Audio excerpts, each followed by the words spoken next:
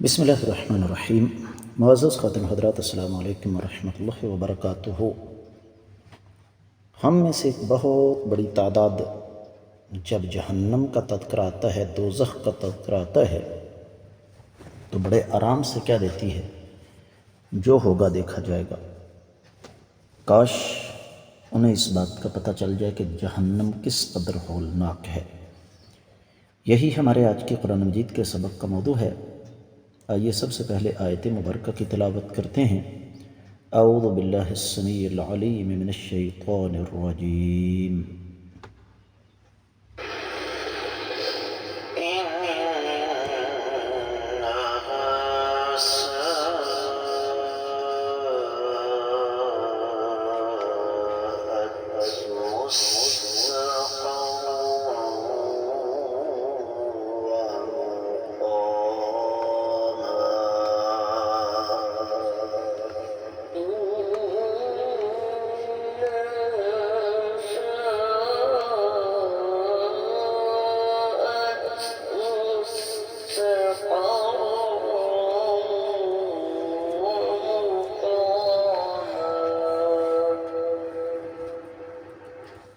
معزز خاتم حضرات، رب کائنات کی پاکیزہ کتاب قرآن مجید کا یہ پارہ ہے 19واں۔ سورہ مبارکہ کا نام الفرقان، اور اس سورہ مبارکہ کی جو آیت مبارکہ آج ہم پڑھ رہے ہیں وہ ہے 66۔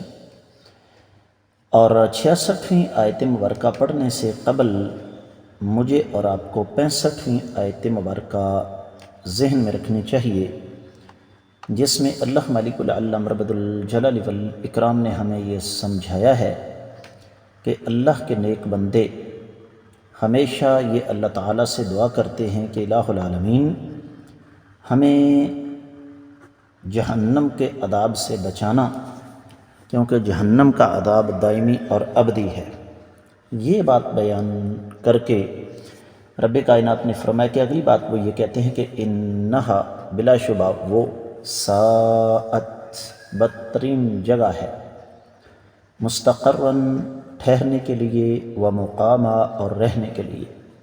بامحاور ترجمہ، بلا شبہ وہ ٹھہرنے اور رہنے کے لحاظ سے بدترین جگہ ہے، یعنی کہ جہنم۔ امام ابن کثیر رحمۃ اللہ علیہ نے اس آیت مبارکہ کی تفسیر بیان کرتے ہوئے ارشاد فرمایا، بئس المنزل منظرا وبئس المقیل مقاما، بلکہ مقاما کہ بدترین ٹھکانہ ہے دیکھنے کے اعتبار سے، اور بدترین ٹھکانہ ہے رہنے کے اعتبار سے۔ اس حوالے سے پھر ایک روایت نقل فرمائی ہے امام ابن کثیر رحمۃ اللہ علیہ نے، اور اس روایت کا تعلق امام الانبیاء محمد الرسول اللہ صلی اللہ علیہ وآلہ وسلم کے ساتھ نہیں ہے، بلکہ اس کا تعلق بعد میں آنے والے ائمہ کے ساتھ ہے۔ ایک امام ہے مالک بن حارث، ان کا فرمان ہے جب دوزخ میں پھینک دیے جائیں گے تو اللہ کو بہتر پتہ ہے کتنی مدت تک وہ نیچے ہی چلتے جائیں گے۔ اس کے بعد جہنم کے ایک دروازے پر انہیں روک لیا جائے گا اور کہا جائے گا تمہیں بہت پیاس لگی ہے، ایک جام نوش کر لو۔ یہ کہہ کر انہیں کالے ناگ اور زہریلے بچھوؤں کے زہر کا ایک پیالہ پلا دیا جائے گا، جس کے پیتے ہی ان کی کھالیں الگ جھڑ جائیں گی، بال الگ ہو جائیں گے، رگیں الگ جا پڑیں گی، ہڈیاں جدا جدا ہو جائیں گی۔ اور پھر امام عبید بن عمیر رحمہ اللہ کا قول نقل فرمایا امام ابن کثیر رحمۃ اللہ علیہ نے، فرماتے ہیں کہ جہنم میں گڑھے ہیں، کنویں ہیں، ان میں سانپ ہیں جیسے بختی اونٹ، اور اتنا بڑا بچھو ہے جیسے خچر، جب کسی جہنمی کو جہنم میں ڈالا جاتا ہے تو وہ وہاں سے نکل کر آتے اور ان سے لپٹ جاتے ہیں، اور ان کے جسم کے مختلف حصے، ہونٹ، سر، مختلف حصوں پر ڈستے اور ڈنگ مارتے ہیں، جس سے ان کے سارے جسم میں زہر پھیل جاتا ہے اور وہ پھر بھاگتے ہیں۔ سارے سر کی کھال جھلس کر گر پڑتی ہے، تو اس دوران وہ پھر چلے جاتے ہیں۔ اسی طریقے سے ایک اور روایت جو کہ امام ابن کثیر رحمۃ اللہ علیہ لے کر آئے ہیں، مسند احمد بن حنبل کی، اگرچہ سند کے اعتبار سے وہ روایت ضعیف ہے، مسند احمد بن حنبل کا جو معروف طبع ہے دار المعرفہ کا، اس کی تیسری جلد کے 230ویں صفحے پر ہے کہ جہنمی 1000 سال تک جہنم میں جلتا رہے گا اور وہاں پر چلائے گا یا حنان یا منان۔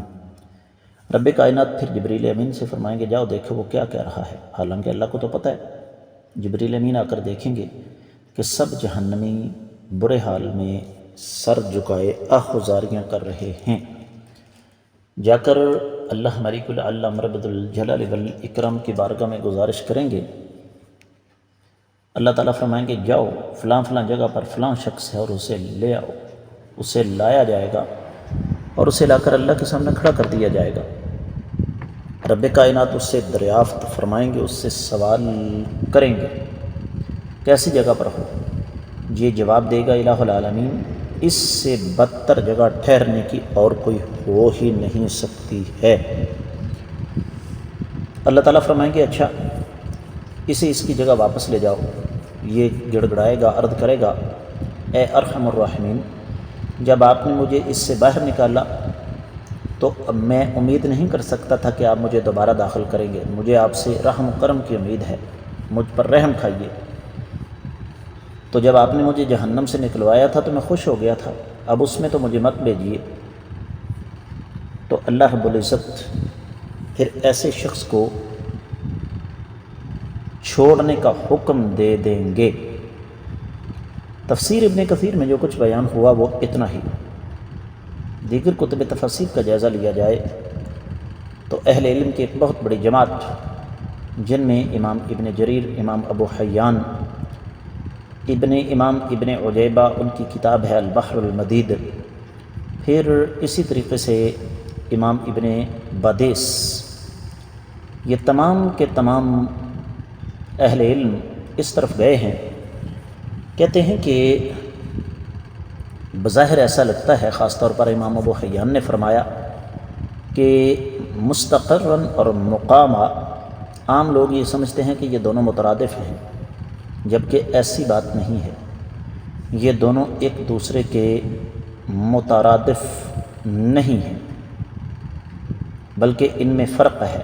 بعد نے کہا کہ ان میں کوئی فرق نہیں ہے، اور ابن عاشور نے التحریر والتنویر میں یہ لکھا ہے کہ انہا ساءت مستقر و مقامہ، یہ تعلیل ہے، یعنی اگلا لفظ پہلے لفظ کی تعلیل ہے۔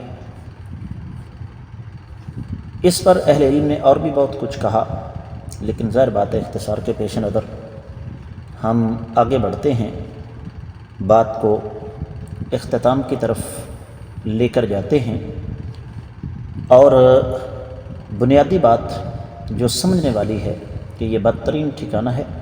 قرآن کہتا ہے سورۃ النساء 56ویں آیت مبارکہ ہے، کلما نضجت جلودہم بدلناہم جلودا غیرہا لیذوقوا العذاب، جب ان کے چمڑے جل جائیں گے تو ہم ان کے چمڑوں کو تبدیل کر دیں گے تاکہ یہ زیادہ سے زیادہ عذاب کو چکھیں۔ اور احادیث مبارکہ میں آتا ہے کہ جہنمیوں کے چمڑے وہ کلومیٹروں کے حساب سے، میلوں کے حساب سے موٹے ہو جائیں گے۔ اور یہ بات تو میں اور آپ اچھی طرح جانتے ہیں نا، جب ہمیں کوئی چوٹ لگتی ہے یا انجیکشن لگتا ہے تو ہمیں جو درد ہوتا ہے وہ سکن کے اندر، جلد کے اندر ہوتا ہے، اس لیے اللہ نے فرمایا کہ جب ان کے چمڑے جل جائیں گے ہم تبدیل کر دیں گے۔ بات کو اختتام کی طرف لے کر چلتے ہیں۔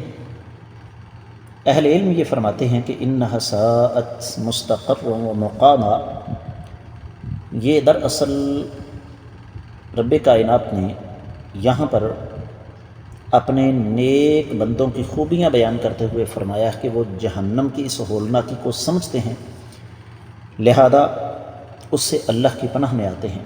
امام شوکانی نے فتح القدیر میں اور اسی طریقے سے روح البیان میں بڑی تفصیل کے ساتھ لکھا ہوا ہے۔